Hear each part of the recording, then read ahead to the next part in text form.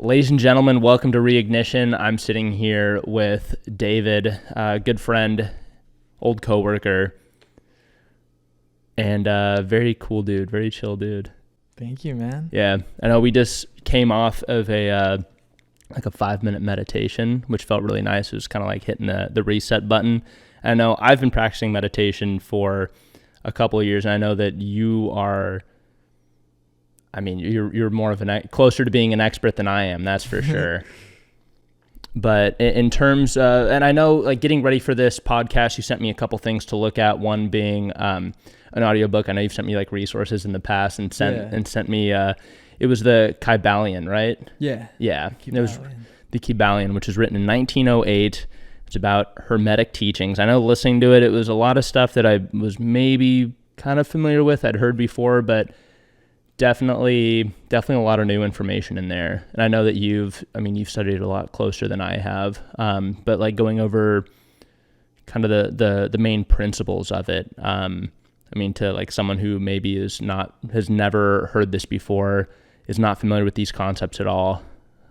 Like where do you even start? Well, these are basically universal principles, so you could call them universal laws.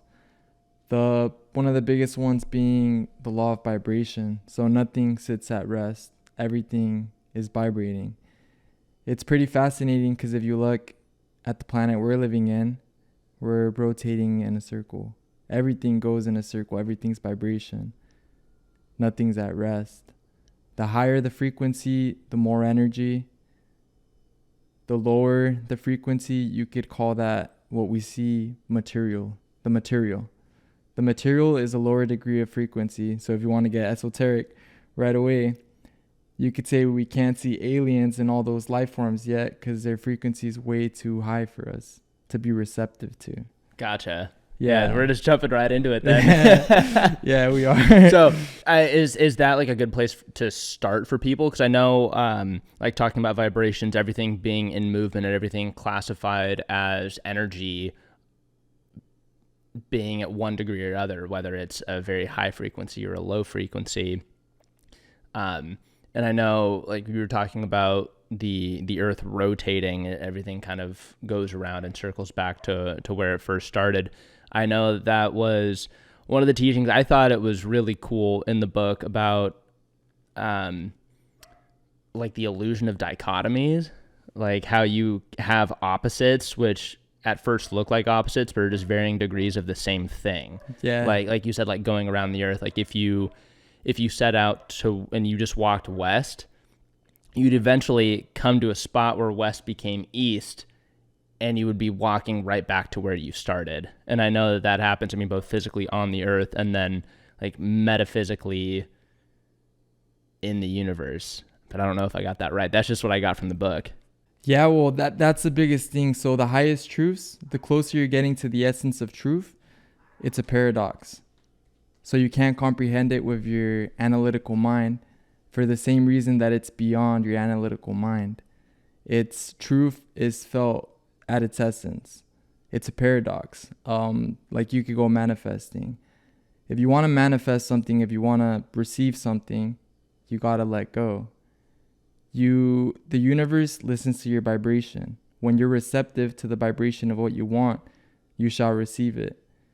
But if you're asking from a place of lack, your vibration is lack. So you're going to receive lack. But the moment you ask from a place of you feeling that you already have it, it's going to come to you. Why? Because everything's vibration. You're in harmony with that vibration. It's going to come to you. Every experience you have in life, you're a vibrational match to. So if you're in a vibration of anger, you're going to see anger in your world, and the world's going to keep reaffirming that because you're sending out that vibration, and the universe is so intelligent that it's going to keep bringing that to you. Two people could be walking in a street, same things happening, cars going on, and have a completely different experience according to their vibration. Gotcha. See, I agree with that. Possibly with vibration, but more of just like mental perspective. Like you can see things however you want to see them. You can take a situation that someone might look at and get something positive from it. And you might have another person that will look at the exact same set of circumstances that will then walk away with an incredibly negative perspective about what just happened. I know a lot of it does happen like within the mind. It doesn't change the facts of the situation, just how the person, I guess, perceived it. And I know, like, with all of these things, is there one, like, I guess, like, avenue of discipline that a lot of this stuff like falls under? Because I know it's not religion. It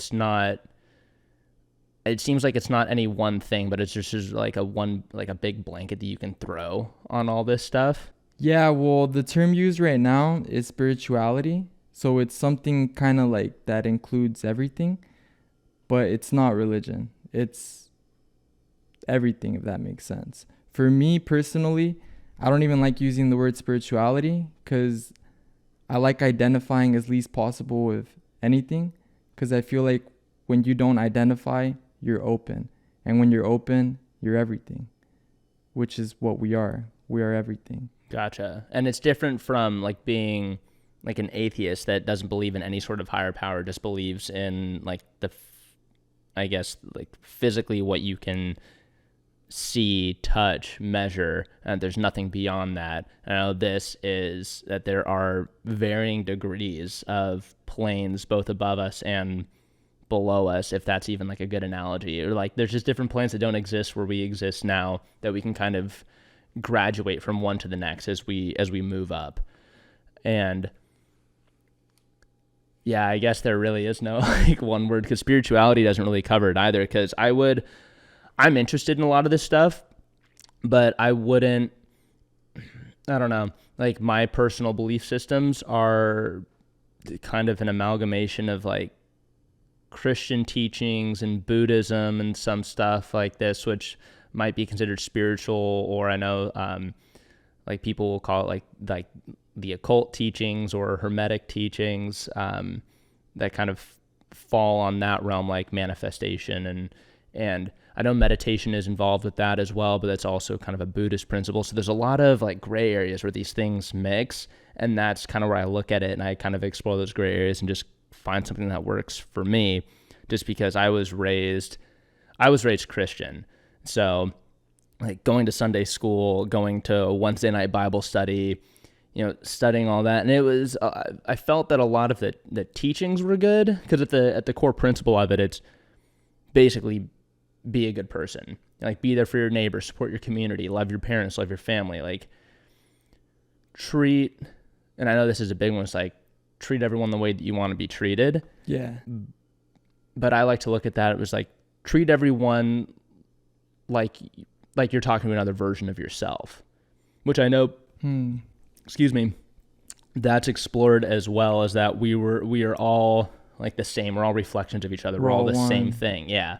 Like at the end of the day, we're both people, like different people, but we're both people. We're both the same thing. It is. there's a paradox right there. Wow. Yeah. We're all one, yet we're individuals. Mm-hmm. We're all extensions of source, yet we're individual aspects of it. Yeah. And I know like with my personal goal, one, I want to find like, I guess, peace and calm within myself, which is what I like. The tool that I use mostly is meditation, like sitting down, like being in the present moment. And I know that as I've gotten better at that, I've also gotten into manifestation. I know you sent me a book a while ago, Your Invisible Power by Genevieve Barrand. And that is a really cool book. I know that was written, I think, in the 1920s. And it's about like the plasticity of the energy that flows through everything, and how sitting down and meditating and manifesting, you were actually able to mold that into something that you desire. But again, it's kind of like a clashing of beliefs for me personally, because I know with Buddhism, kind of the whole point is to stop wanting, is to like stop desire, just be cool with everything that's going on right now. And I know that's kind of a baseline for manifestation as well. Like you have to be okay and happy where you are, before you call out to like the energy of everything to try to manifest something. I think if you're going into it, I don't know, let's say we'll do an extreme example. I want to manifest a Mercedes car. It's possible. It might be. But I'm sitting here now with the mentality, I am unhappy. I don't like where I'm at, but I would be happy if I had this Mercedes car. That's the only thing I need to be happy. And I know that's the wrong way to look at it, because whether you manifest it or whether you just like work really hard and you're going, man, I really hate this job, but I really want this Mercedes. Once you get it, you notice that nothing about you has really changed. Now you're just someone who's unhappy who happens to own a Mercedes. And I know that, I mean, with manifestation, it's that being in a spot where you have everything you need and you don't necessarily need anything else, but it might be like a tool. That, I guess that might be like the part where I get a little bit confused. on manifestation. Maybe you can help me, because if I'm sitting here and I'm okay with everything, then why am I reaching out for something that I need if I have everything I need? But I can't sit down and manifest something until I'm in the mindset that I'm completely at peace and completely full here and now without the thing that I'm trying to manifest. Okay. Well, there's big things. You're infinite, you're expanding, and by the same reason that you're expanding, you can be okay with yourself right now. But if you're just okay with your life right now and you'd want it to be like that forever, it would be really bad, because that's against everything that you are. Your evolution, and you're always wanting to expand. That's your nature.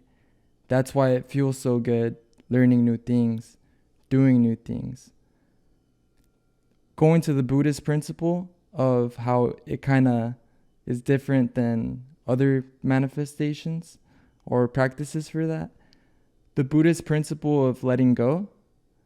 When you let go, you usually receive everything you want. That's a paradox too. Why? Because when you let go of the vibration of lack, the universe is so intelligent, it already knows everything you want without having to tell it with words. It feels your vibration. So that Mercedes is going to come your way when you let go, because it already knows that, and you have no resistance, so it's going to come to you. So that's one way. And then there's deliberate creation, which is you like putting it out there, visualizing. Both work. And it just depends which one you like. You could have a mix of both. You could just be in the present and have good vibrations, and everything that you do want is going to come your way. And this is where everything interconnects. There's different philosophies, different religions, different ways of approaching manifesting, but they all interconnect, and there's not one way to do it. Why? Because our nature is multidimensional. It's not just one way. It's multiple ways. Yet it's all part of one way. You see the paradox again? I do see the paradox, yeah. Yeah. Yeah, I know that this is, at least that's what I picked up from listening to the audiobook that you sent. There was a lot of back and forth, and I know another one thing that it talked about was like being a part of the all. Yeah. Which that concept was also, that got, at first I'm like, oh, okay, that makes sense, the all. And the more they talked about it, the less it made sense to me. Which I guess makes sense, because in my limited imagination and thinking, there's no way that I could ever possibly conceive what the all is, which in a sense, it actually reminded me a lot of Taoism, where it's like, and I'm not familiar with this at all, more than general concepts, but I know the Tao, meaning, like, for lack of a better term, the energy behind everything. Yeah. Like whether you, and people can call it different things. You can call it God, Yahweh, the Tao, the all. Mm-hmm. And I think it's all more or less talking about the same thing, where it's everything. But then it started talking about the consciousness and how the all would fit. It would check all the boxes for consciousness. I don't know. It gets has a lot. It gets to be a lot. I know people will spend their entire lives studying this stuff, and maybe at the end might find themselves just as lost as I find myself now, like looking at it, because it is a lot of stuff. I just kind of do whatever I feel is the best. Like a lot of it is like how I feel internally. Again, going back to growing up Christian, a lot of the core principles I agreed with, but a lot of the teachings I didn't. Like I had a really hard time, like I don't know, we were taught that we are right. That we're the only ones that are right. Yeah. And everyone else is wrong, and they're all going to go to hell because they don't believe in what we believe in. But we're all right, and we're going to go to heaven. That's going to be okay. And also, God loves everybody. And I'm like, that doesn't make a whole lot of sense, because I don't know. There have been thousands of religions and philosophies and and I guess spiritual practices throughout human history. And I think for any one of those to go, this is the absolute truth and everyone else is wrong, it's just hard for me to wrap my head around. I'm just like, how could you? That seems like a human thing. Or just like, nope, we are right, you know. And I know that with what we're talking about, it's all encompassing. Like it takes into account everything, including science, which I think is really cool too. That like they've had these principles that then science has then like proven, physically proven. Yeah, which is crazy. You could come up with something that has existed for so long that isn't a religion. It's not, I don't know, could it even be classified as anything, or just like a belief system, or it just as close to the truth as people can comprehend? I think, it comes down to truth and just feeling, trying to understand who we are, what we are, and that. And like I told you, I don't like putting labels on things, because I feel like the more you put labels on things, it makes it more dual. Even though the nature of our world's dual, and we have a lot to do with polarity, and this planet is so we could learn a lot of lessons through polarity. The essence of truth is not dual, it's one. That's why it's so hard for all of us to wrap our head around one truth. And that's why there's a lot of arguments over it, and even wars, because it's really hard to, you can't put it into words. You can, but words are signposts. I think the Bible might have said that or somewhere, that words are signposts to the truth. They just lead you. But the truth at its essence, it's felt. But yeah, it's interesting. It's good material. Personally, I understand these principles. I didn't understand it before. I had a really Catholic upbringing. I had a huge awakening 2017. That's when it started. The day before Thanksgiving, actually. I had a really bad trip on THC, and it was the first time I ever did THC, but I took too much. But it was kind of like a really, really profound, crazy experience. So all the subconscious negative things in me were out in the open. I knew exactly what was going on, but I also had a sense of a lot of peace and like a lot of answers coming my way. But I remember the first thing I thought during that trip was, whoa, God's real. Because again, I had a really Catholic upbringing, but I always wondered, I'm like, oh, like, who's God? Like, I want to experience God. Like, what's God? And then my whole world, things just started like moving differently. And I'm like, whoa, like, dang, like, God's real. But it was really frightening, because the answers and the information that I was receiving, or that I felt I was receiving, was very different from my Catholic upbringing. So you could say my ego, or my perception of the world, collapsed in one instant. A total paradigm shift. But that's really dangerous, because it leaves you fried. So Think of a Tesla and think of a regular battery. I was still like a little battery. I was becoming a Tesla, but I still wasn't receptive to that energy. But all of a sudden, psychedelics are gateways to higher levels of consciousness. So I guess I was really in tune in that moment, since my Catholic upbringing had a lot of barriers and didn't let me really perceive other things. In that instant, I was so receptive that it all started coming in. And it fried me. Not in that instant, well, it kind of did, but 2 years after, it left me kind of fried, and I was just kind of like in a state of like not knowing what the world is, not knowing what God is. I was an atheist, but I forgot what the word for it was. I believed in a higher power, but I just didn't know it. Yeah. And I'd try to go to church, but it just wouldn't feel right. The principles, like I said, everything is all inclusive in the understanding that I have now. Like there's a lot of principles in the church, any religion that you feel, and it's pretty simple. It comes down to love. If you feel that there's love in it, it's a good principle if it helps you, and like you said, you experience it. Words are good signposts, but the biggest teaching for anyone is your experience. So the way they feel, like us when we're talking right now, the way you feel their energy, you can teach a person so much more with vibrational communication than words. Kind of like when you feel someone's energy and it feels really nice, and also when you go to a room and it feels really angry and you see someone that's very upset. Everything's felt, everything's interconnected in the world, everything transmit a vibration. But yeah, I had a really great awakening 2017, 2 years, and then I came into these concepts at first.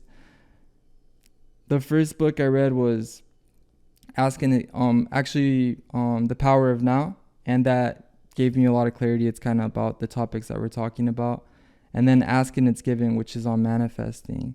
And I still remember, like, in the first pages of reading it, like when they'd say social memory complex or source, like a lot of things, I was just like, whoa, like I had to break down the barriers that I had against it, because there were some things that I was like, whoa, like past lives, having a lot of lives, like in Catholic upbringing, like it's just this life and there's heaven, and those are all things that I noticed, like that had to break through and that were breaking through. And slowly I kept feeling more receptive, and the things just felt like right to me, at least. But it's interesting too how we talk about oneness and religion and how this is all encompassing. Because I remember vividly when I was little, my mom, she'd pray with us every night before we slept. And I remember I asked her once, I'm like, Mom, why is there a lot of different religions? Because I never understood why there's so much like different religions. And the Catholic teaching saying that only the Catholic religion is right, the Christian religion is right.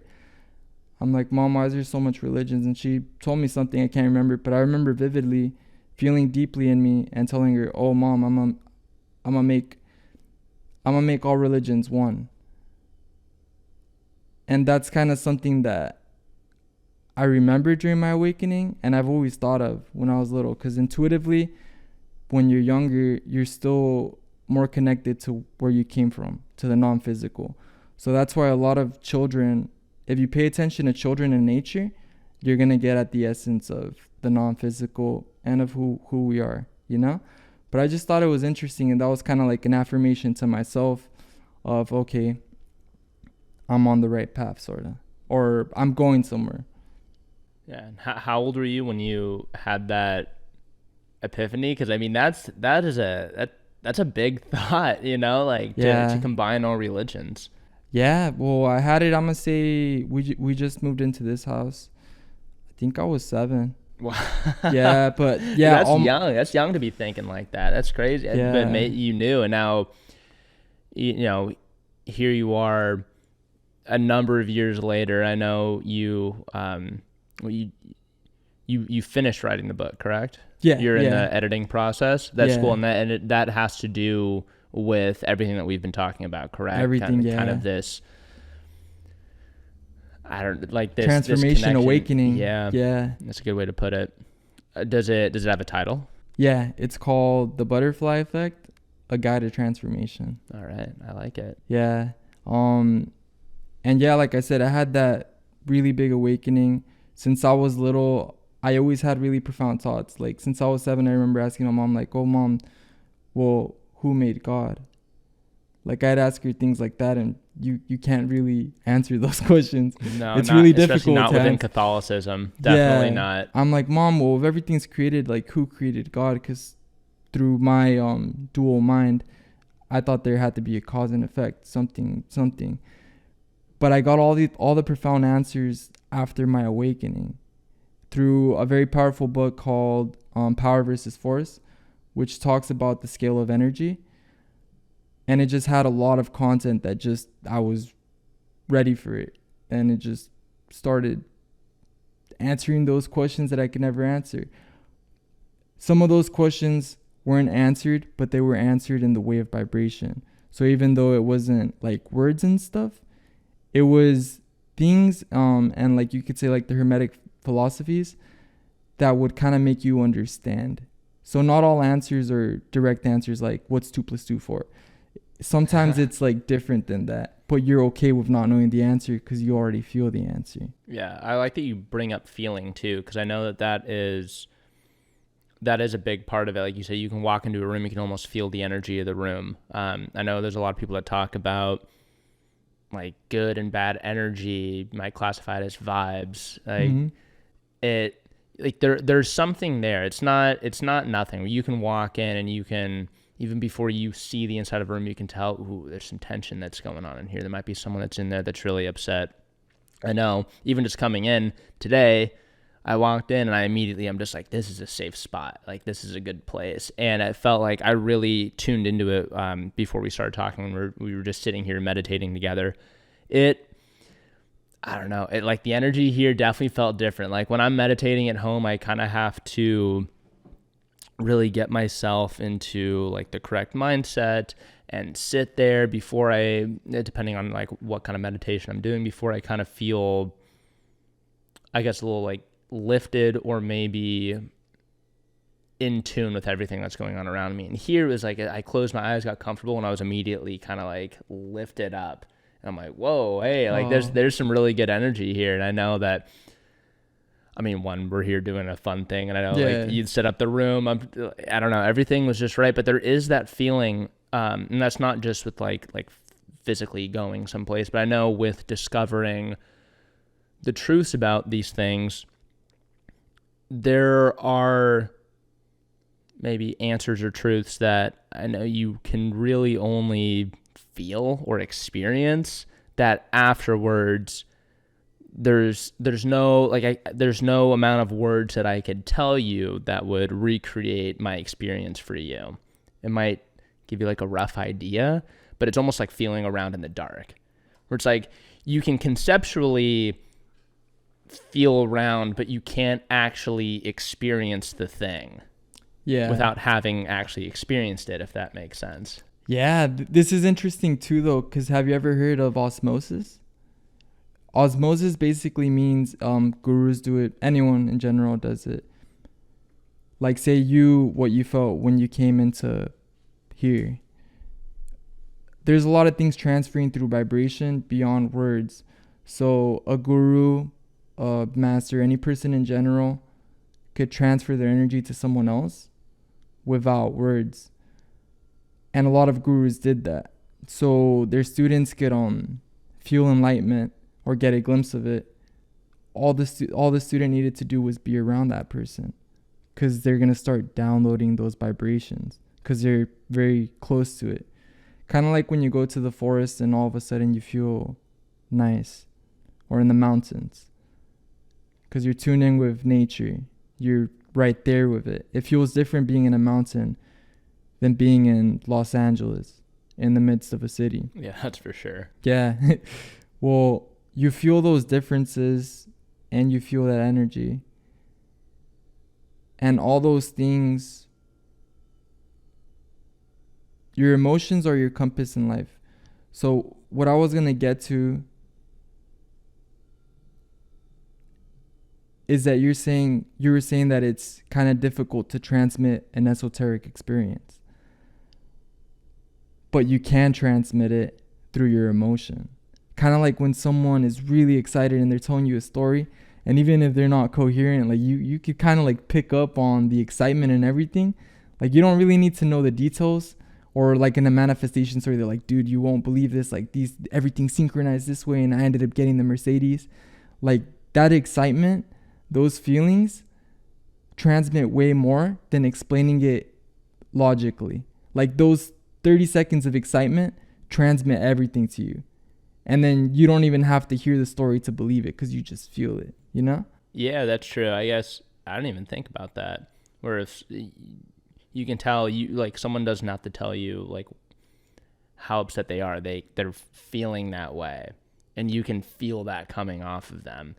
Same if someone's excited or if someone's really happy. Like if some amazing thing just happened to someone, there's like, oh my God, you won't believe it. And they're like bouncing off the walls and they're really excited, and you're sitting there like, you can feel that, and then you get excited for them. So I guess I never even thought of that as like having energy transfer from one person to another. Because I know that was also covered in the book. From like, you could have maybe someone who's in a negative mind space being around someone who's positive, and having that positivity just by proximity kind of bring them up. Yeah.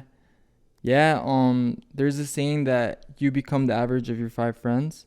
That could kind of tap into that. How the people you surround yourself with, the energy you surround yourself with, you're going to gravitate towards that. That being said, too, when a person vibrates high, usually people who are vibrating lower are going to feel more comfortable with that person, and sometimes get really attached to that person. Relationships. A person who you could say in control, even though I don't like the word, in control of a relationship, is the person who vibrates higher. I read in a book, in any relationship, the person who should take the action and restore a relationship is the person who has a greater awareness or consciousness, because that person could fix it. Kind of think of Jesus. Everyone was kind of like in a lower consciousness. He wasn't gonna become upset. Well, first of all, he had God consciousness. And this is the thing too. He said that you are as I am. That could mean we're all extensions, and we're all source energy too. And we do have the potential to have the awareness that he has. We're just in a lower degree right now. But people, you got to be aware of who you surround yourself with and your energy too. Because the universe has a fascinating way of balancing things. It could be, and I'm going to talk about the perfection of the universe right now, which is hidden in the imperfection, but it's perfect. Like, say we go to a grocery store. Everything has a purpose. If you tap into someone, we were talking about energy transfers. Sometimes it's not by accident. Like maybe that person needed your energy somehow or something. It had to restore something in their body, or you had to get some of their energy. It's things that are really subliminal and can't really be consciously expressed so much, or analytically expressed, because it's hard to prove it unless it's a really big investigation and we get science that's above what we have right now, which is coming, which is why the Kybalion is interesting. And I feel like spiritually we're hitting a point where science and spirituality are interconnecting, and this interconnecting is gonna expose the perfection of the world. And like I said, the world is perfect in an imperfect way. It's hidden in the imperfection of the world. You could call a crisis, you could be like, no, like a crisis sucks, like that's not perfect. It's not perfect that I had to go through this really hard time. Okay, we live in a world of polarity. Through that crisis, you grew. If it wasn't because that crisis, maybe you would have not gotten into meditation. You would have not gotten into the relationship you are right now. Every crisis, even if you mess up, you could say sinner in Catholic terms, even though I don't like that word that much. Even if you sin, there's always clarity at the other end. And it's all 1 degree. It's all one vibrational scale. But that goes back to like the duality is duality, like yeah. hot and cold, or it's a measurement of the same thing, good and bad, high and low. Everything's a wave. Everything has its seasons. So sometimes there's seasons of hardships, but through those seasons of hardships, you grow and you appreciate the seasons of peace way more. So for me, I had a crippling anxiety when I went through my my awakening, when that happened. But through that crippling anxiety, since I went down so much, when I transmuted it to the other pole, I'm feeling the deepest peace I've ever felt in my life. I switched the pole. But yeah, paradigm shifts, they hurt, but it's cool at the same time if you could shift it. But like I said, everything has its stage, and if you could reach people like that, it's less hurtful than if it's just all of a sudden like boom, you know? Yeah. But both have their clarity. They definitely have their clarity. I know that you mentioned being grateful for this peace that you have now comparatively to the chaos that you experienced during that trip. And I feel like it's really hard times in life that make me grateful for the good things, like just in general. Like recently, what I was telling you before, that I don't work there anymore, but I used to work at a hotel, and I was the afternoon guy, and it slowly transitioned into me being full-time overnight. So I was working 5 days a week, 10 p.m. to 6 a.m. It was miserable. I hated it. I was falling asleep at 7 a.m. and sleeping all day. And I think, out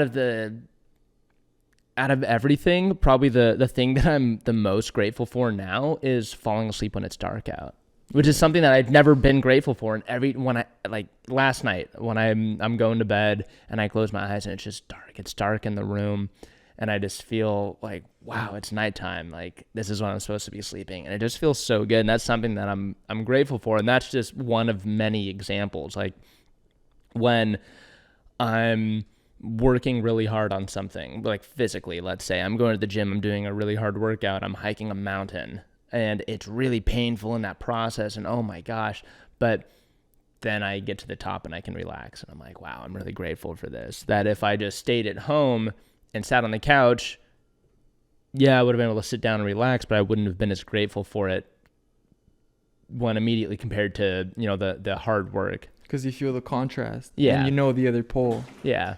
My turtle just flashed in. There's a turtle behind me. Yeah, he is just vibing with us. He's like, the vibes are good. I'm coming over. I want to be in the interview. I'm going to splash it. I want to be in the discussion. Yeah, but I know those are like small examples. I mean, that also transfers to life as well, because I know I've had struggles with mental health. I mean, since I was like 12. Like 12 is when I started to feel weird, and I was kind of sad and anxious. I've never been diagnosed with anything. I've never really gone to a professional to be like, slap a label on whatever I have. It's just always felt like something that I could kind of navigate on my own, and it's gotten really difficult, but I've gotten to a place now, with the help of diet, exercise, meditation. Meditation's probably number one for me. Like, sitting down and just being extremely present. I guess extreme is kind of just present. Like, you can't get any more present than present, and just being here and now, and finding peace in that and finding joy in that.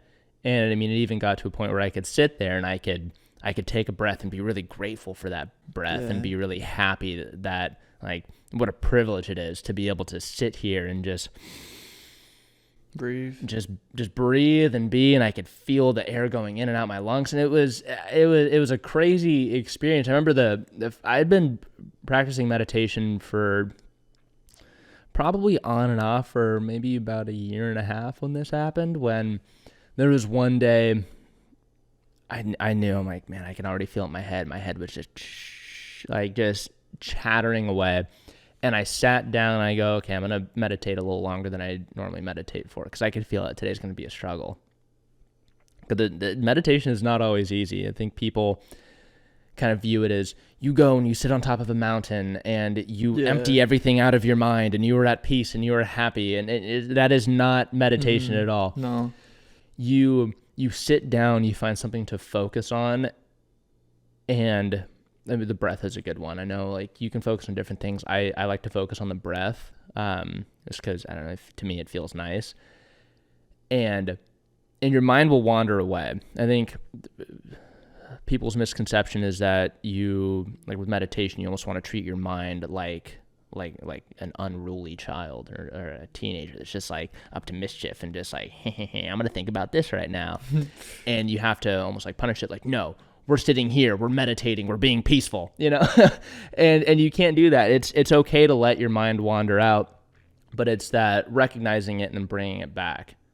It's that kind of like that flow. And eventually you do get better at it. In this specific circumstance, when I remember I just couldn't get a hold of it.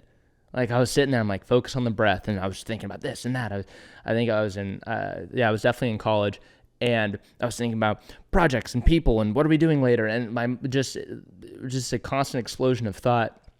And I remember it was right around like minute 7 or 8. It felt like there was this escalation happening where it was now my thoughts were just kind of like turning into like a hurricane. There was no structure. There was just like noise and energy and a lot of stuff going. In the meantime, I'm sitting here trying to focus on my breath, and it's just like escalating and escalating and escalating. It gets to a point and just stops and just, and it's just nothing. I'm like, it just goes away like that. And I'm focusing on my breath. I'm like, and I almost have an out of body experience. Like, I feel like I'm like lifted out of my body.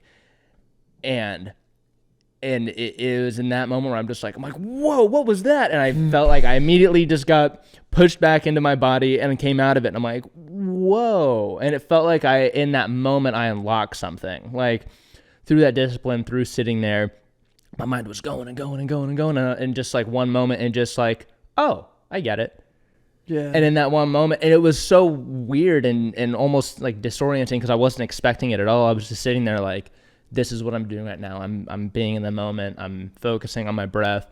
Meanwhile, my mind is a runaway train and it just stops. And after that experience, I'm like, oh, it felt like I understood it. Again, it's the feeling. Even just, talking about it, like I can't put it into perspective. Like it feels nice though, doesn't it? It felt great. Yeah, it was, I don't know. I'm trying to think of words to describe it, but it felt, I don't know if understanding was a feeling. Like, let's say you're in a dark room and you're desperately trying to feel around, and then all of a sudden the lights go on and you go, I see. Like, in that split second the lights went on, I was just like, oh, I get it. And the lights went back out again, but I'm like, but I saw. The clouds left. The thoughts. Yeah. And ever since that moment, because before I would almost like dread sitting down to meditate just because my mind would turn into that runaway train. It would just go. And eventually it settled down, and I'm really glad I did it. And I know that's like, whenever I talk to people now, I'm just like, you should meditate. People are like, I can't meditate. I'm like, you can. It's difficult, but I understand because I've been there. I've been in that place where your mind just won't stop. It won't rest. Yeah. But it's just like sitting down and like bringing it back to that focus, to that breath. And I know there are all sorts of different ways to meditate. You have different mudras. That's like more like Buddhist. I don't know. Are you familiar with mudras at all? Yeah, like certain chants you do and stuff like that. Yeah, you can do chants or like hand formations postures that like channel like specific energies, which I like that. I've definitely gone more in that direction, but I feel like now I'm at the point where I'm also interested in a lot of this stuff. Like I've heard of Hermes and hermetic teachings, but I didn't know all that much about it. Yeah. And then you sent me that book, and I felt like, whoa, okay. Like, yeah, it's there's a lot there. Yeah, it's profound stuff. Interesting meditation. So my meditation practice, I usually put 15 to 20 minutes on my timer, and I put start. I first started meditating after I read the book Ask and It's Given. I meditated with that one app, Headspace, for a while, but on and off, and then I just stopped. And then 2020 happened, and I read those books, and that's when everything started to like just click. And it said it had a process of meditation, which was just sit down, put a 15-minute timer, and breathe in, breathe out. But another aspect that helped me was the book The Power of Now, which said recognize yourself as the awareness, not as the thoughts. You are not your thoughts. That's a paradox too, because your thoughts do create your reality, but at your essence, you're something beyond thoughts. You could just observe everything. Like you looking at me right now, there's a lot of things going on, and your subconscious is downloading it all. And you're the awareness beyond all that. You could say you're not even your body, you're the awareness. So just be aware of the thoughts, but be gentle. Don't identify with the thoughts. If the thought says you're a bad person or you got to do this, you got to do that, don't identify with it. It's just paint. Like a painter has a room full of paint. There's angry paint, happy paint, disgusting paint, joyful paint. But the painter knows that he's a painter, and there's a blank canvas. It's only when the painter puts his brush and puts it in the paint, which means you identify, that the painter, you could say, becomes one with the paint and identifies with the paint. That's why I say I'm big on not identifying. With mental health, the way I overcame my crippling anxiety was that I stopped identifying with it. Because there was a point where I identified with it. There was a point before that I didn't even accept it. So the first step was acceptance. And I did deal with addiction too. And the first step is acceptance. And after that is courage. Well, there's the vibrational scale is fascinating. In the bottom, there's depression, apathy. And then going up, there's fear. Then there's anger. Anger feels better than fear. So whenever you're feeling fearful, it feels better to feel angry energetically. So that's why that's a big thing in society right now too. Like some people that express anger, like if they're in a depressed state, that anger is really good for them. But it kind of sucks because right now in society, anger isn't viewed as like a propelling force. It's viewed as something nasty. You shouldn't show that. My Catholic upbringing kind of showed me that too. Like you shouldn't really show anger. Like it's a sin to be angry at people. But what I've come to find is that it's a energetic step up. So anger is a propelling force. You could use it for bad, or you could use it to push you up to courage. If you use it to push you up to courage, if you start working out angry, not projecting it at anyone else, but using it as fuel, because there's a lot of energy in anger. You could use it as fuel. And you start using it that way, then you jump up to courage. And then after courage, before courage comes, vanity is not the word. It's another word. It's like when you think you're the man, but like in an arrogant way. Like ego? Yeah, like ego. Sort of like ego, but you feel like really good. You feel really confident, but kind of like not in the genuine way. So like a false confidence, like walking around, like carrying around insecurities, but not letting them show, being like, I'm the man. Like, I'm the best, you being the man, like you holding up to who you are and stuff. It's like egotistical or arrogant. Egotistical. And it takes you so far. Like you could get pretty far, especially in our society like that. Yeah. Some people never graduate. Yeah. Some people never graduate. I know. But then you jump up to courage. And then after courage, there's, clarity and acceptance and then bliss. The whole scale of energy is really fascinating. That is interesting. I think we, like, my views on anger definitely differ. Given I've never at any point in my life have really been an angry person. Like there have been times in my life where I have been angry, but it always makes me feel like internally conflicted, because I know that anger isn't the best way to react to something. And I know, going back to, well, I guess this wouldn't be Buddhism, this would be Stoicism, which is another thing that I like, another philosophy that I kind of apply to my general amalgamation of spirituality and personal philosophy. But Stoicism, this idea that there is very little that I have control over. Like, I don't have control over you, the environment. I don't even have control over my own body. I know that might be like a weird thought if it's like someone's first time hearing that. Like, think about it. Have you ever been sick? Have you ever been injured? In those times, were you really in control over your body? No, because you ended up sick or injured.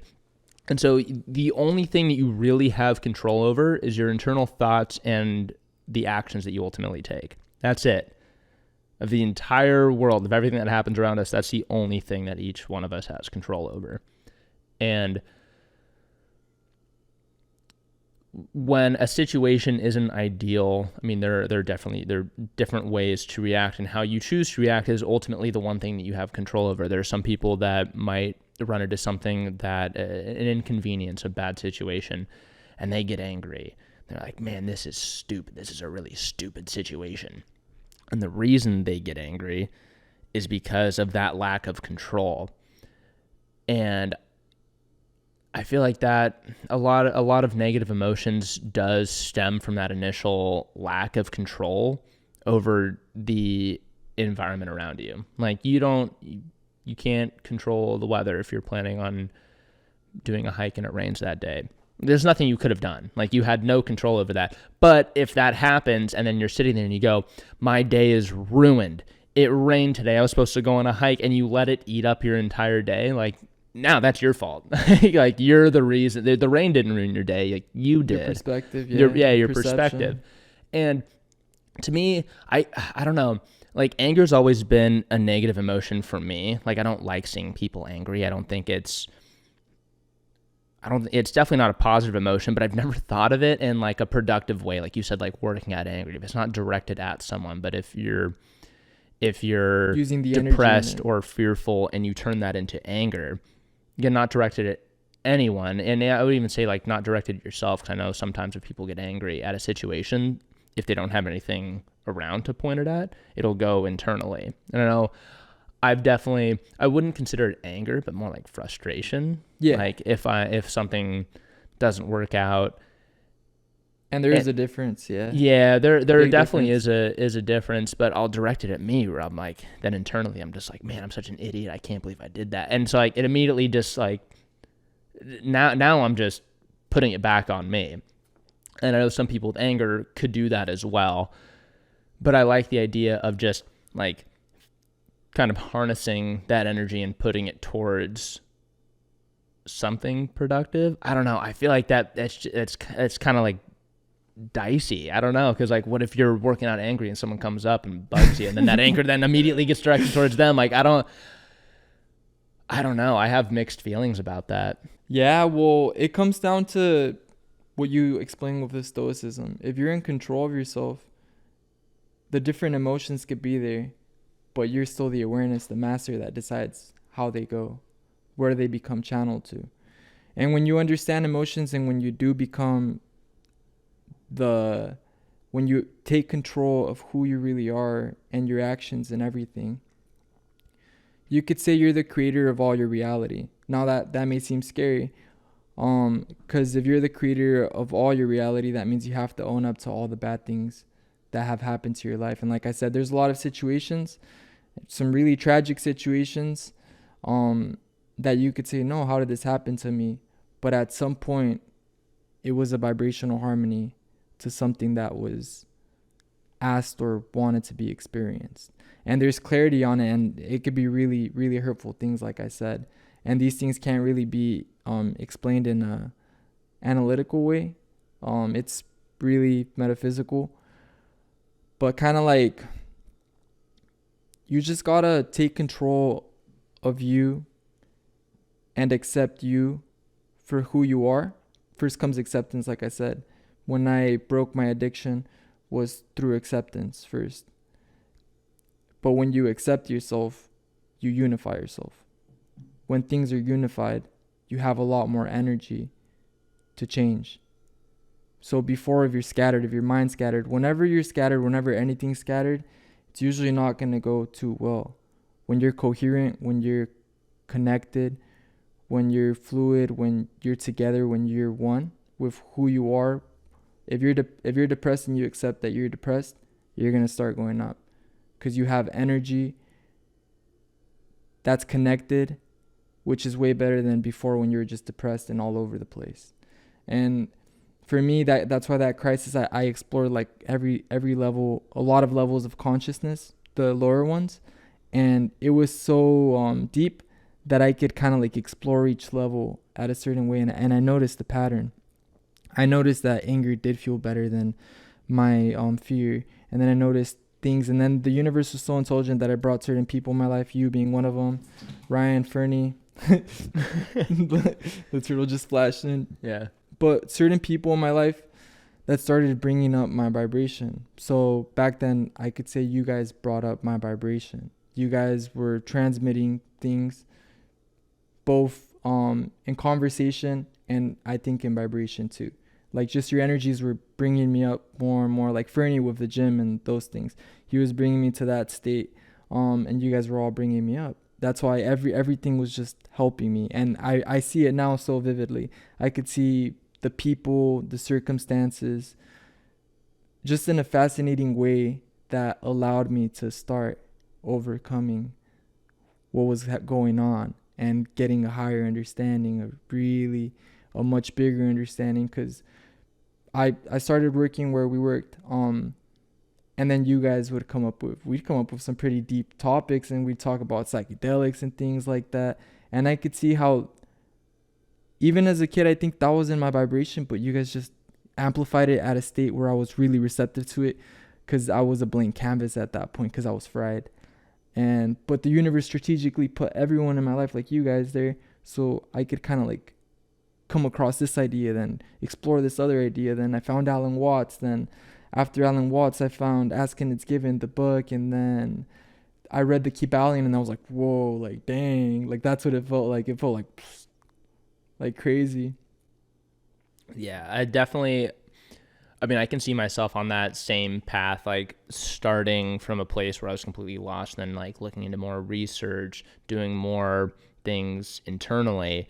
And yeah, it definitely seems like the world around you kind of can give you what you need at the time that you need it without you even realizing it. Because I know at that time, just for context, we worked together when we worked there with two other guys, Ryan and Fernie, who I actually would love to have them each on the podcast. Oh, yeah. I'm planning on talking to Fernie. I want to have Ryan on, and if I get 2 more mics, we can do the Magic School Bus podcast. Oh, that'd be awesome. I'm not going to explain it. That's for that podcast. Yeah, we'll save it for that.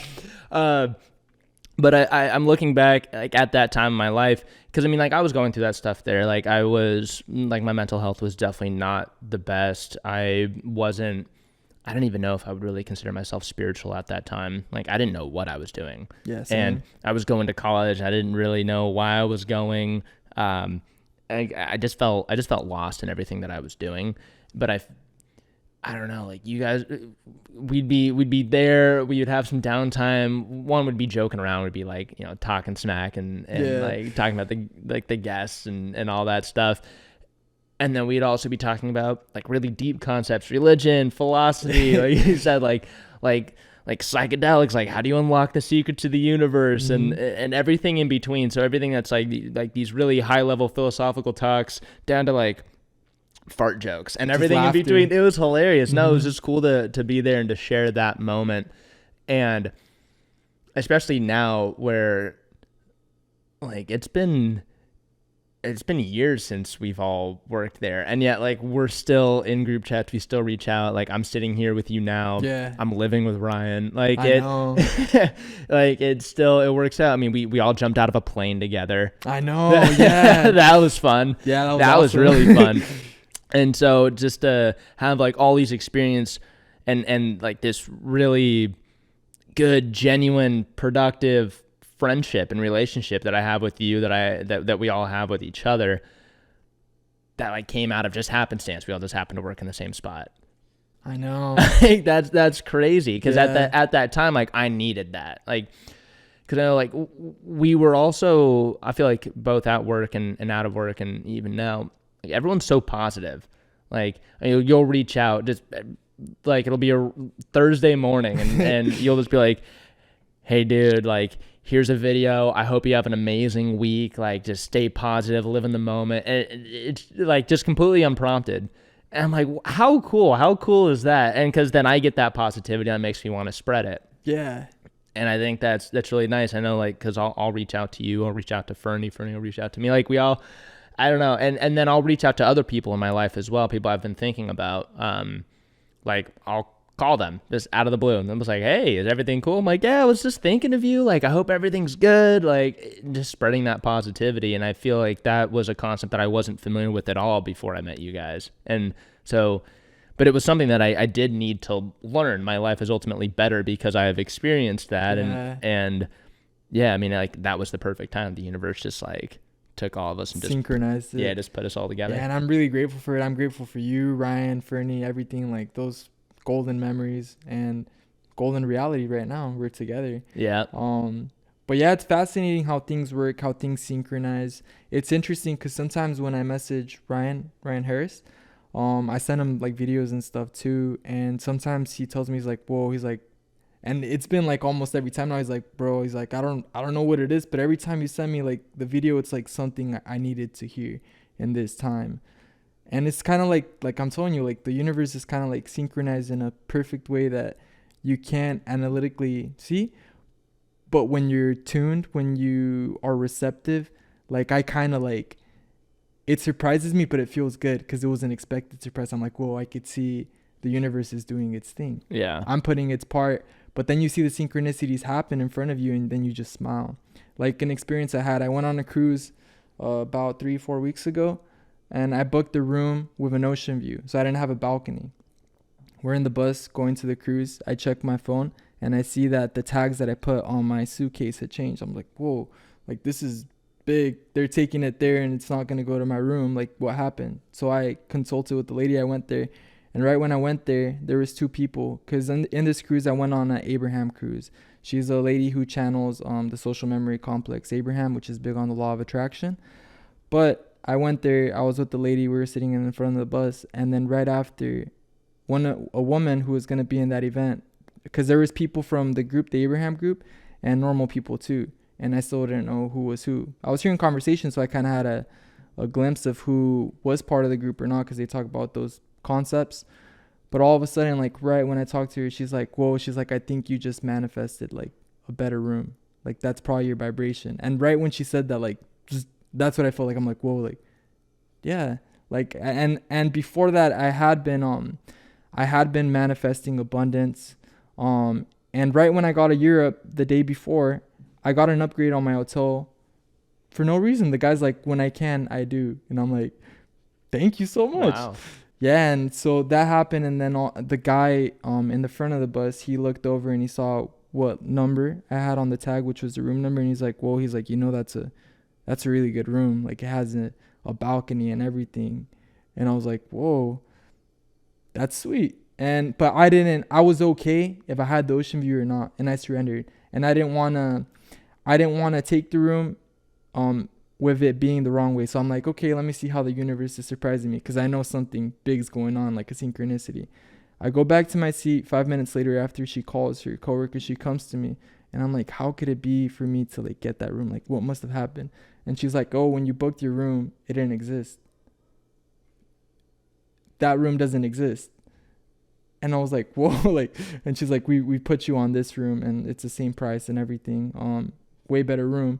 But the room didn't exist. I would have never seen that possibility, but that was a surprise. Right when I heard the room doesn't exist, I'm like, this is the key. This is what it was. It was fascinating. Wow. It was awesome. Yeah, that's a crazy set of circumstances right there. And you said you'd been manifesting for abundance. Yeah. Wow. So like, that's a good thing to manifest on. Yeah. Really good thing. I know you're not supposed to talk about what you're manifesting, right? Can't it like disrupt whatever you're trying to focus on? Because I'm in the middle of manifesting something right now, but it can. It depends though. I feel like it depends who you tell, what energies you tell. But I myself like keeping my manifestations to myself, you know. Yeah. And then when the story unfolds, I like sharing it, because I feel like my sharing the story kind of gives that energy to the person, and then they do it. You know? Yeah, I'll probably keep it to myself then, because it is between us, but it's also going out to everybody. So, so yeah, I'll keep it internally. Maybe it'll turn into a story that I can share later on. Yeah. If it does happen, I'll let you know. Thank you. But yeah, it is interesting how like the universe can provide for you in a circumstance like that, and your energy does bring that to you. Like you said, if you're negative, if you're angry, if you're experiencing, I don't know, like if you're not having a good time, and you will receive things that reinforce you not having a good time, because that's your energy. If things happen to you and you're like, okay, it's okay, I'm gonna stay positive, try to like meditate, try to manifest, the things that come to you will change. And you will also, I think, like going back to perception, your perception of the things that happen to you will change too. If you're looking around, you're seeing everything as negative, something's going to happen to you and you're immediately going to find the negative in it and focus on that, as opposed to trying to focus on the positivity that happens in your life, like trying to learn from the things that you experience. Same thing can happen, but you look at it and you go, it's not great, whatever came your way, whatever circumstance you find yourself in. It might not be a good circumstance, but you can still find positivity, learn, and grow from that. And I think that there's a lot to be said about that. I know, I don't know, like life is a crazy journey. My goal is just to keep learning. I always want to be curious about the world, just like keep expanding, never be in the same spot. And I don't know, like my personal hell would be getting to a spot where I just go, yep, I get it. I know everything that I need to know. I'm not going to learn anything else. That's against everything you are. That's why you feel that way. That sounds horrible. Yeah, it sounds, it does. It's stagnation. Like you're not growing, like how, like your experiences don't change. Your mindset doesn't change. You just go, yep, I get it now. I don't need to know anything else. And my goal, because I mean, I have met lots of people like that, where they just go like, nope, I get it. Like there's nope, I'm not going to look at that. I don't need to know what that says because I already know everything I need to know. And having that almost like willful ignorance, like my life goal is to never be that way. And a lot of this is, I mean, in exploring, I mean, like what we're talking about now, even like just with the podcast itself, being able to go around and talk to people and like learning new things. I mean, like there's definitely things in this conversation I'm gonna walk away from and meditate on. And like what you brought up, like with anger, I'm like, oh, it's an interesting perspective on anger. Like that's cool. That makes me think. And I know, with this stuff, I mean, going to like existing at a certain vibration and like graduating, like the goal is to move up in these layers, which I've heard there's a lot. There's like millions. Yeah. I mean, is it infinite? It's just like this infinite. Yeah. Technically when you get profound to like dimensions and stuff, it's infinite. It keeps going. It's infinite and it comes back and it goes again. And the second time it expands, it's more than it was before, but it still was all because it was already all. Yet it expands. See, paradox. We're never gonna be able to understand it. Infinity is a weird concept. And just by coincidence, I watched a documentary on infinity just last week. I think it's called The Trip to Infinity. It's on Netflix. It's really good. I'd recommend it if you haven't seen it. And it's not. It leaves out like metaphysical stuff about as much as infinity can leave out. It's just like talking about the concept of infinity. It's like an hour and 15 minutes. And it's really interesting because that's one thing I walked away from, is that you have like an infinite hierarchy of infinities, because you have some infinities that are bigger than others, meaning like there's an infinite amount of numbers that exist between 0 and 1. There's also an infinite amount of numbers that exist between 0 and 100. But you're looking at that, you're like, well, 0 to 100 would be a bigger infinity than 0 to 1, but they're both infinity. And you're like, well, that doesn't make sense. And that's why you have like this infinite hierarchy of infinities. It's kind of past the point of like human understanding, just because it is physically impossible for me to even comprehend what infinity means. Yeah. And to be in an infinite system where you're constantly moving to the next level. And every level is infinite. Yeah, that's kind of like the perspective of anger. I know there you might have like two perspectives if someone's just hearing this. They might look at that and they go, "Oh my God, what's the point of anything? Why wouldn't you just lay down and just ride the wave and just not do anything?" Or you could also have someone look at that and go, "Wow, that's exciting. What an adventure this is." Mm-hmm. And they can set off on their adventure. But I mean, for someone, because I've had both of those perspectives inside of me. Now mine's like, "Wow, this is crazy. Let's go on an adventure." And that's a lot more positive. But there's before where I'm like contemplating everything. I'm looking up at all the scars and I'm like, wow, I'm really insignificant. And nothing I do is going to have any meaning ever. And it was depressing. And I'm like, oh, then what's the point? And so what would you say to someone who's in that state now where they're looking around, they go, this is a lot. You're saying there's an infinite amount of levels and each level is infinite. Why? Why do I do this? Why would I want to do this? I don't want to do this. I'm just going to sit here. And like, I don't want to participate. First of all, I feel like when a person's in a state where it depends what state they're in. So if they're like in a really depressed state and they don't want to be here, I'll go to love. I'll just try to love them.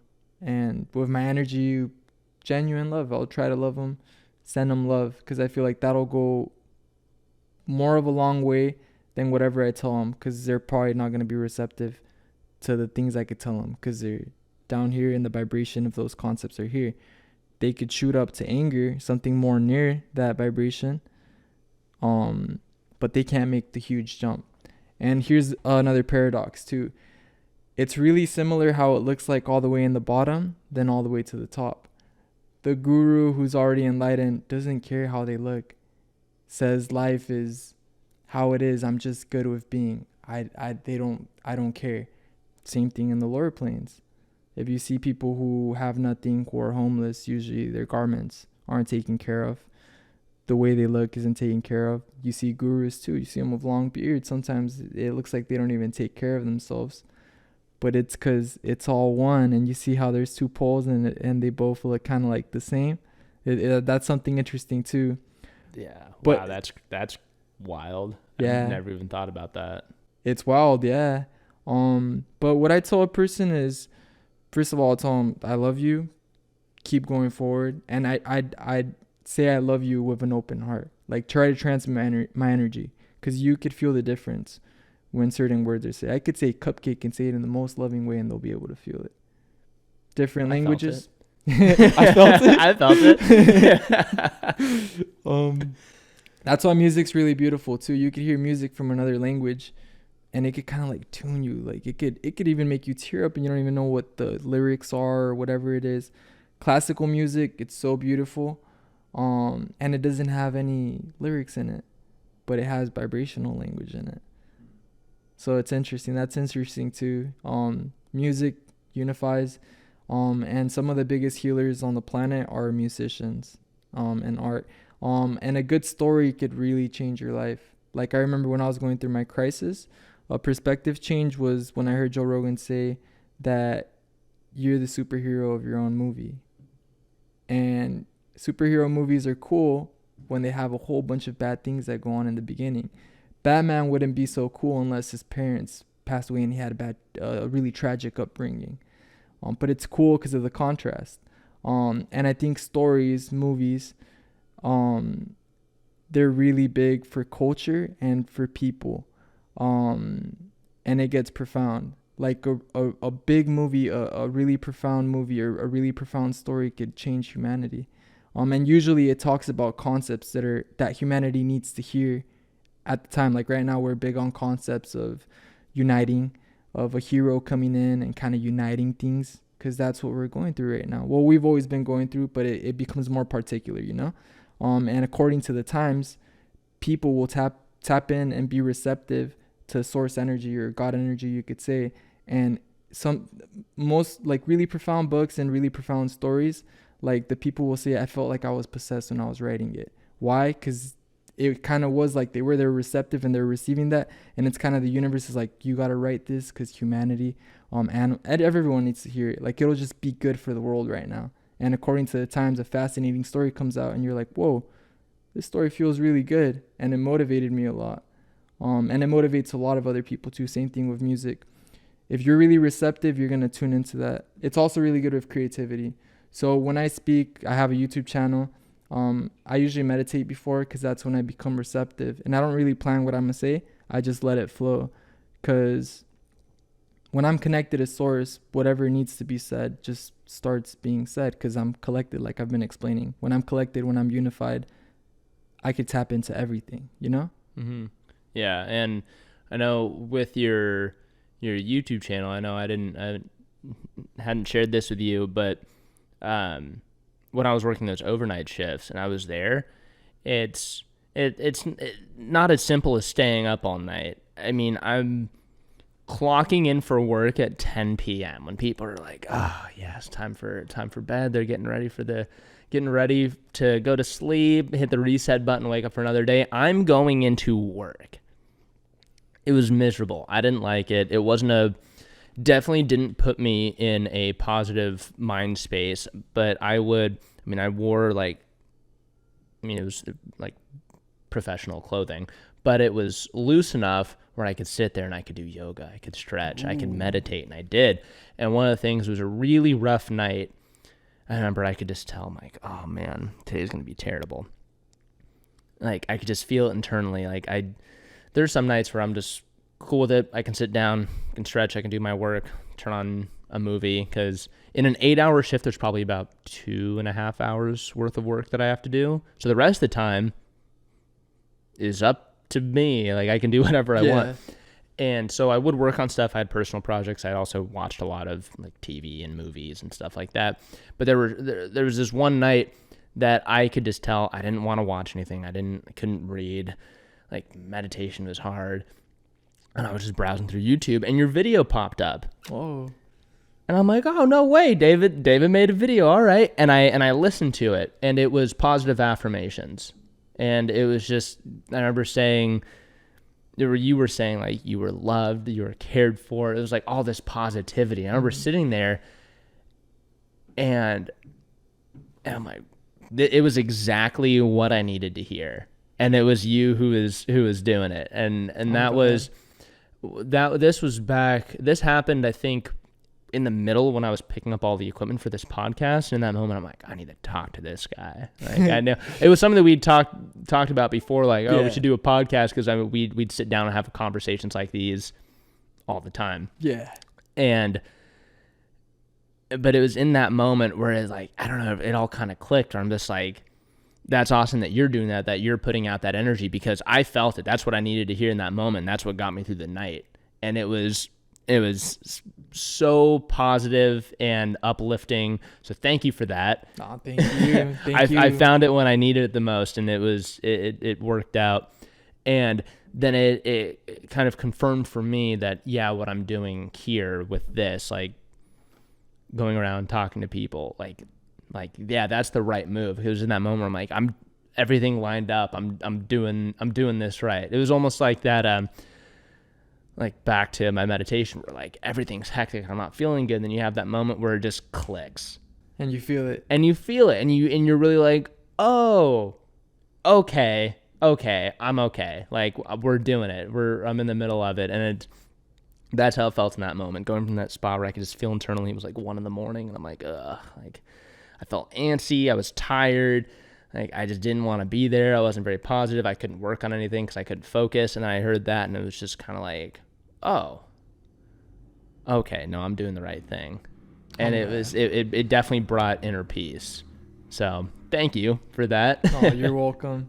You're welcome, man. But yeah, man, for someone who is listening to this, who doesn't really know much about hermetic teachings, about Buddhism, haven't explored philosophies, like they're literally at ground zero, not necessarily in a bad spot, but just maybe sitting there wondering like if there's anything more to this that's going on, what would be a good place to to start? I know like experiences like being in a bad spot is almost like motivational to get out of that. Yeah. But if there's someone that's just curious to learn more about some of the concepts, because I know we kind of briefly touched on a lot of different concepts that in themselves could be like full volumes of books, and you could read it and still be like, yeah, I don't kind of get it. There's a lot to it.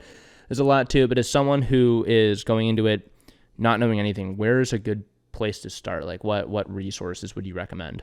I definitely recommend The Power of Now. That was the first, you could say, profound spiritual book that I read. And it has a really good way of explaining these profound concepts through the present moment. It just expresses what being in the present moment is, and a bunch of other profound concepts. But that book really helped me. Meditation. You could meditate. You could start with something as little as 2 minutes or 3 minutes.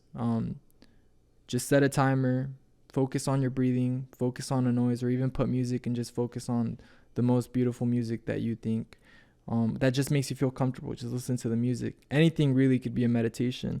Playing soccer could be a meditation. Walking up a mountain could be a meditation. It's just the awareness you put into it. And what comes with awareness? The present moment. The present moment makes you feel good. Why? Because it's your natural set point. Eternity is in the present moment. There's no time in the present moment. It goes beyond space and time. That's why when you're present, you're usually very joyful. When you're having a really good time, there's not a lot of thoughts. You're just really present. Kind of like when we skydived. We just felt joy. Why? Because we were put in a situation where thinking really isn't going to help you. So just either enjoy it or even not enjoy it, but you're not going to have that much thoughts. You're just going to be... Usually when you're having a lot of fun, you're just there in the present moment. And that feels really good. And that's why people get addicted to adrenaline, because it feels so good. It does. Because you're so present. Yeah. But yeah, I'd say that. I'd say be gentle with yourself. Love yourself. Another really good book is Ask and It's Given by Esther and Jerry Hicks. The Teachings of Abraham. What would be another good book? Power versus Force. If you're dealing with addiction, you can't see a way out, or with crippling anxiety or any mental illness that you see no solution to. At one point, I was in derealization and crippling anxiety. Those are the best words I could use to describe them, but it was something so deep that it was a miracle that I was able to get out of it. I'll just say that much. But the book Power versus Force gave me clarity, taught me the scale of energy, and just the topics in that book really help you get through that. So I'd recommend that book. And besides that, try to practice self-love and practice loving your dark side and your positive side, because both sides are beautiful. Your darkness and your your positivity, both of it's beautiful. All of you is beautiful. All aspects of you are beautiful. And love yourself. It's hard, I know, but accept that you don't love yourself. And gratitude too. Gratitude helped me a lot. A gratitude journal will really help a lot. You could write 5 things a day, right when you wake up or before you sleep or whenever. And maybe that could transition to a whole page. I do a whole page right when I wake up, because it just... when you wake up and before you sleep, that's when your subconscious is most strong. For manifestation, for everything in general, even for learning. If you could get it to be in your subconscious, it's going to enter something deep in you. So if you're practicing gratitude, you're already setting up your day with a grateful perspective. So it's usually going to go in a grateful way. So I'll just tell my morning routine really quickly. If anyone wants to start doing it, it could help you. I'd recommend it. It's really good for me. It helps me a lot. I wake up, I do a page of gratitude. I actually do half of it gratitude. So I'm thankful for whatever, the sun, the delicious meal I had, Brian's amazing company right now. And then the next half of the page, I do kind of like visualization. So I'm like, I see myself as very empowered. I see myself as very calm. I see myself driving my car and seeing birds and just feeling bliss. So things like that. And then after that, I either take a cold shower or a shower, and then I meditate for anywhere from 15 to 20 minutes. I used to meditate for 10 minutes when I first started. I do a little more now, but honestly, all you need is 5 to 10 minutes of meditation a day or even every other day. And meditation doesn't have to be breathing. Like I said, it could be whatever gets you connected to your own source. You could paint, you could read, whatever just makes you feel good. There's a lot of things, and that's what makes life beautiful. Different aspects, and everyone likes different things. And like we were talking about infinity, there's infinite possibilities in meditation, and there's infinite levels in every level of vibration. So anger has infinite aspects to it. Depression has infinite aspects of it, and be grateful for it too, because there's gonna hit a point where you're gonna be thankful for your depression, for your anger, for your fear, and there could even hit a point where you miss it. You're like, whoa, like that sucked, but honestly it was a cool experience. Like I wish I could kind of feel like that a little, like get a glimpse of it again, because when it's over, then you're like, whoa, like right now I feel like I could remember it deeply, but it's like I'm a whole different person. Oh, and that too, you're a new person every single day, every single second basically. And if you want to get scientifical, your cells constantly die, and you constantly get new ones too. So your body isn't the same body you had yesterday or a year ago. It's different, and that's kind of like what the Kybalion talks about. So you're new every single second. That being said, you don't need to have identities. If you were a bad person before, you could be different a second from now. Anyone could change. The killers, anyone. And love's the language of the world. And yeah, just spread light, love, and be who you are. That's it. Be who you are. Cool, man. I like it. I think that's a really good positive note to end on, man. Yeah. Thank you very much for being here. I know that you have that book that's coming out in the YouTube channel. Where can the people find you? You guys could find me on my YouTube channel, David Velez. And I'll probably have some social media things up. And I'll probably send them to Ryan if he could put it in the description. But yeah, my YouTube channel will probably be the best place to reach me, see my content, and I'll probably be announcing my book and all those things right there. Thank you, man. Yeah, of course. And after that book comes out, I want to read it, and I want to have you back on. Oh, okay. This is a fun conversation. Again, I feel like maybe we could sit here and talk for hours about all these things. It's really never ending. So we'll definitely have to do that. But it was David, as usual, it was a pleasure talking to you, man. Thanks for being here. Thanks for sharing your knowledge and wisdom about that. Definitely helped me, and hopefully it helped you at home. Oh, my pleasure. Thank you for having me. Like I said, I have a lot of gratitude for you, and I'm just really thankful for this moment and for everything that we've experienced, and that we'll continue to experience. And it'll be my honor to come back after the book is published. Divine timing, you could say. Yeah. Okay, man. Well, I'm looking forward to it. Love you, brother. Love you too, brother. Peace out, everybody.